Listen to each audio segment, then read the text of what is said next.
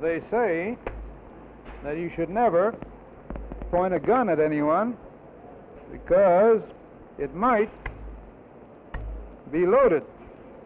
This is a sawed-off shotgun, which is nothing more than a gangster weapon. It's been rendered harmless because it has been what they call deactivated. It can't possibly be fired anymore.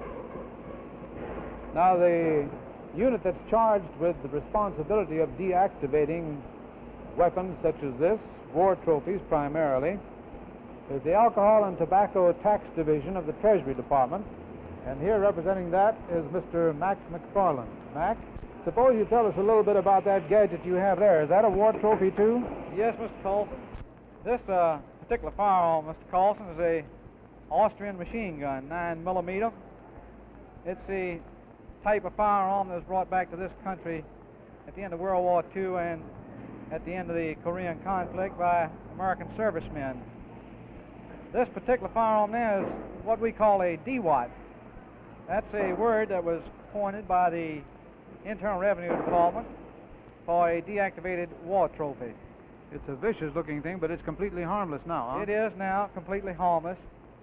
Prior to the deactivation, which took place just a few minutes ago here on the Naval Supply Center at the Ordnance Supply Depot.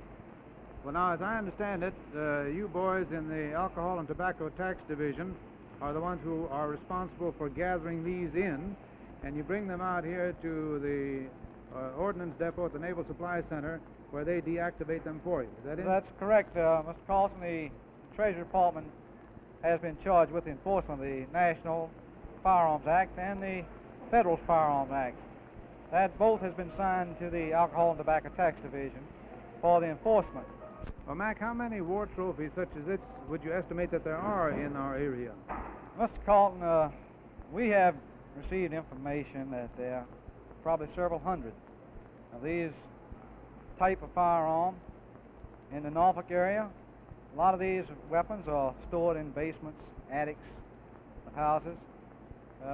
No one knows just how many are here. Well, I hope you find them all because they're potentially dangerous, aren't they? We sure hope so. In different parts of the country, we have had these weapons to kill small children. They pick them up as toys, not knowing their danger. Well, let me move over here and talk to Investigator Walter Brezana a little bit about the display that is sitting here.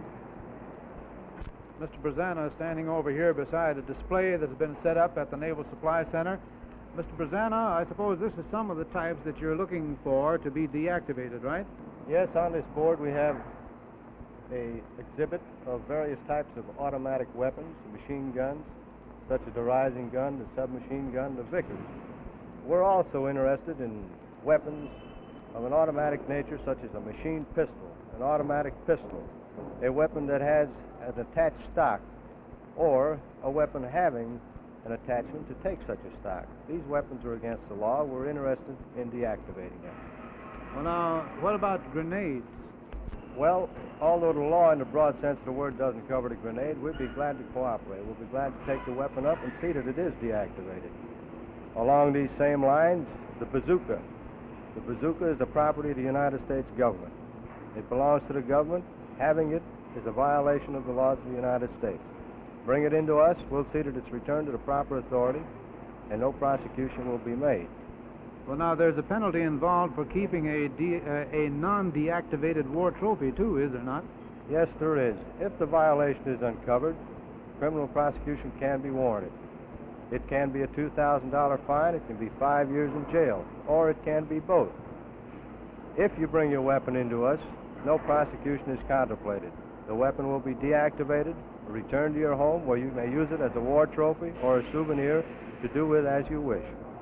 I see. Well, now we'd like to watch Commander Mann and some of his men here at the Naval Supply Center deactivate a weapon. Would you do that for us? Yes, sir, we certainly will. This is a Russian submachine gun being held by Commander Arthur Mann, the officer in charge of the Ordnance Depot here at the Naval Supply Center. Commander Mann, what will you do with that weapon now to deactivate it? To deactivate this gun, Mr. Carlson, we will weld it here at the breech lock, the firing pin, the barrel, and under here, the drum. Now, outwardly, no one would ever know the difference between the weapon after it is deactivated and the way it looks now. Is that right? That is correct, yes. I see. Okay, will you put your man to work here and let's see how it looks? All right, fine. Mr. Thornton, will you please weld this gun here at the breech lock? That's the drum, the barrel, and the firing pin over here.